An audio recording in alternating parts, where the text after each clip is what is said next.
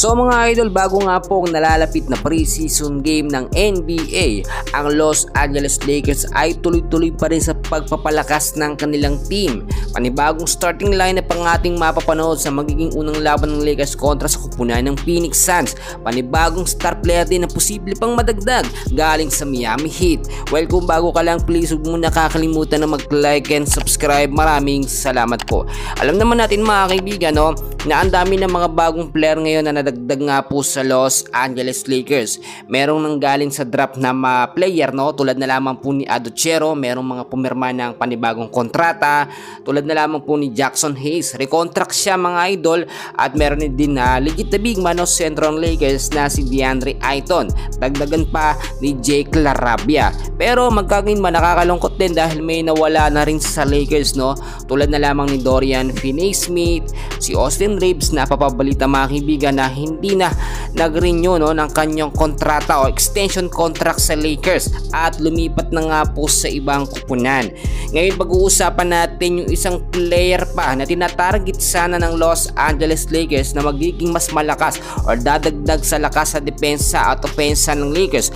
Walang iba kundi eto nga pong si Andrew Wiggins. Well, sa mga hindi nakakaalam mga kaibigan, no, etong si Andrew Wiggins ay matagal lang tinitignan at tinatarget nga po ng Lakers sa kanilang makuha. So ang sitwasyon ngayon mga kaibigan, itong si Wiggins ay medyo alanganin na sa Lakers. Ine-expect mga kaibigan na ito ay muling maglalaro nga po sa kupunan ng Miami Heat ngayong nalalapit na season, at gusto pa ng Miami Heat na makitaan ng potensyal or mas gumaling pa ito nga pong si Andrew Wiggins. Sa sitwasyon naman about sa Los Angeles Lakers, kaya nila gusto itong makita mga kaibigan dahil talagang magaling ito at tinagurian nga po itong scoring punch po, no, na player. Ibig sabihin talagang sa mga bawat anggulo nakagawa ho ito ng magagandang puntos at tira, no, sa mga intense and crucial game.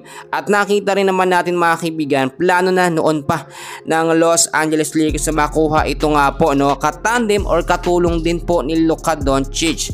Si Wiggins po ay option ng Los Angeles Lakers sa 2026 hanggang 2027 NBA draft, and hopefully makuha nila ito dahil ito ay magiging option o mas magandang dagdag nga po sa Lakers. Sa pagkakataon ito mga kaibigan, kung titignan nyo naman, para sa akin ay malakas na ang Lakers at kayang-kaya na nilang makipagsabayan. Pero yung sinasabi natin na assurance na makakapasok na sa NBA Finals ang Lakers, no, ang sabi ko makakapasok pero chance ang magkampiyon, makikita natin yan depende sa magiging lineup at sistema nga po nitong si JJ Redick. And hopefully hindi mangyari yung sinasabi natin na small ball lineup, bagkos meron ng legit na sentro na si DeAndre Ayton at recontract pa eto nga pong si Jackson Hayes.